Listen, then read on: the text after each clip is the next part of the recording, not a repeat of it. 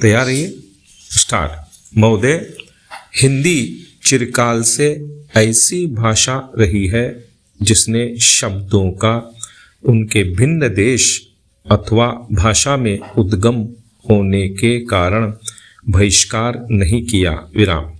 सच पूछिए तो सभी जीती जागती भाषाओं का यह एक गुण है कि वे अपने शब्द भंडार को बढ़ाने में हिचकती नहीं, चाहे शब्द किसी भी उद्गम के हों। विराम। उन पर अन्य भाषाओं का प्रभाव पड़े बिना नहीं रह सकता, क्योंकि सभी जीती जागती भाषाओं में आदान प्रदान होता ही रहता है। विराम। इसलिए जब हम हिंदी को भारत के लिए एक सार्वभौम भाषा बनाना चाहते हैं तो प्रादेशिक भाषाओं के शब्दों और मुहावरों के लिए भी द्वार खुला रखना चाहिए। विराम। मैंने ऐसे कई लोगों के लेख देखे हैं जो हिंदी भाषी नहीं हैं और जिन्होंने हिंदी का अभ्यास राष्ट्रीय कामों के लिए ही किया है। विराम।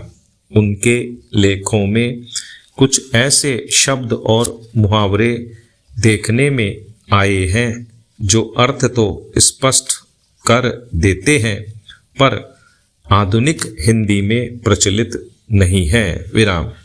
अन्य भाषा भाषी ऐसे शब्दों और मुहावरों को अक्सर व्यवहार में लाया करेंगे और हम हिंदी भाषियों को उनका स्वागत करना चाहिए, न कि बहिष्कार। विराम।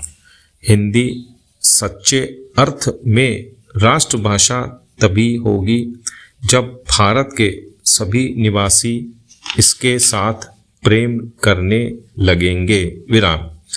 और इसकी उन्नति में अपना गौरव मानने लगेंगे। विराम।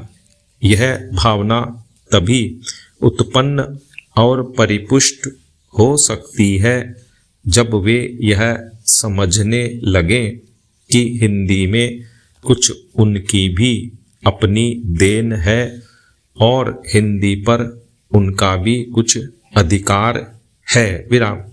मैं समझता हूँ कि हमें इस भावना का स्वागत करना चाहिए और इससे डरना नहीं चाहिए। विराम।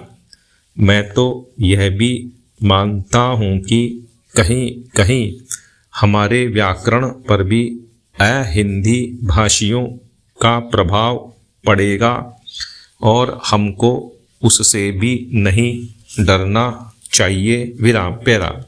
इसलिए मैं चाहता हूँ कि हिंदी भाषी और हिंदी संस्थाएं निष्प्रिय भाव से हिंदी की श्री वृद्धि में लग जाएं, जिससे अन्य भाषा भाषी भी उसके विभिन्न प्रकार के साहित्य से परिचय पाने के लिए उसे सीखना आवश्यक समझें। जिस प्रकार आज कोई भी विद्वान आधुनिक विज्ञान से परिचय प्राप्त करने के लिए यूरोपीय भाषाओं का अध्ययन करना आवश्यक समझता है। विराम। यदि केवल काव्य अथवा ललित कला संबंधी ग्रंथ ही यूरोपीय भाषाओं में होते तो हमको उन भाषाओं को सीखने की शायद आवश्यकता भी न होती, पर विज्ञान से परिचय प्राप्त करने के लिए उन भाषाओं का जानना अनिवार्य हो गया है। विराम। उसी प्रकार हिंदी भी इतनी समृद्ध होनी चाहिए कि आधुनिक विद्याओं को प्राप्त करने के लिए उसका जानना केवल पर्याप्त ही नहीं आवश्यक भी हो जाए तथा इस भाषा में मौलिक ग्रंथ भी लिखे जाएं, जिनको पढ़ने के लिए अहिंदी भाषियों के लिए हिंदी सीखना आवश्यक हो जाए। विराम।